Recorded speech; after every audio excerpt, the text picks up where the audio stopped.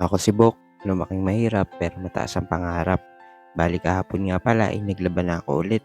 Masyado na rin kasing madami. Mabuti na nga lang din talaga at may washing machine pa kami.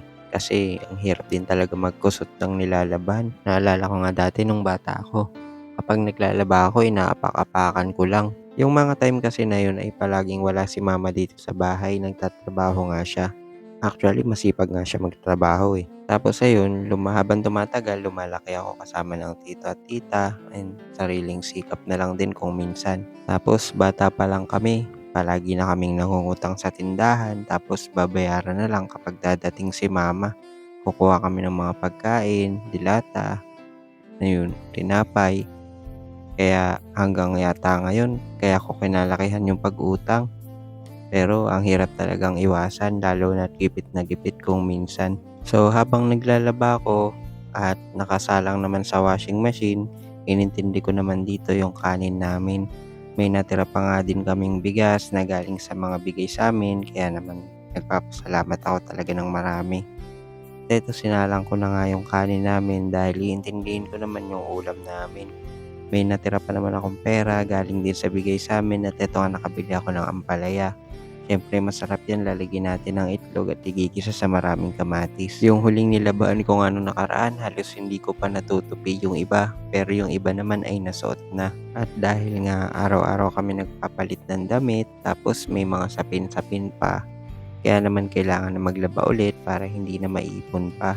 Kaya naman habang nakasalang yung ulam, ay ito binalikan ko naman itong nilalaban dahil nga lalabyan ko na ng popcorn. Tapos papatuluan ko na lang siya doon hanggang sa medyo matuyo-tuyo. At dahil nga bibigyan ko muna ng pagkain itong tita ko na may psychological disorder, tapos si mama naman na na-stroke at may sakit sa puso. Bali barado nga pala yung puso niya tapos paralyzed yung kaliwang katawan niya. After namin kumain, dadalhin ko naman siya sa CR para paliguan. Hindi ko pa nga dyan nauurong yung mga pinagkainan namin pero hindi ko naman kasi minamadali.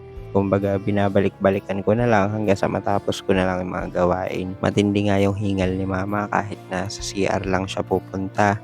Gawa nga ng barado yung ugat niya sa puso kaya hindi masyadong nakakadaloy ng maayos yung dugo. Pagkatapos noon ay ito ang mga nilaban ko sa washing machine ay okay na, mabango na din tapos medyo wala na yung tubig niya. May mga natitira-tira pa at pinipigaan ko na lang ng mano-mano dahil nga nasira yung dryer namin. Ang huli ko kasing nilagay doon is yung mga basahan so hindi ko alam baka merong naipit pero hindi ko naman makita. Kaya ayan, tiyagaan na lang talaga.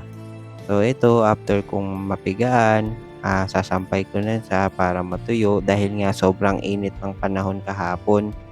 Actually, itong video nga na 'to ay kahapon pa. Tapos nung after ko masampay lahat, bigla naman kumulimlim at may pumapatak-patak na ng ambon. Pero hinayaan ko na lang at isisilong na lang kapag talagang lumakas na yung ulan. So paano, hanggang dito na lang muna itong video natin na 'to. Salamat po.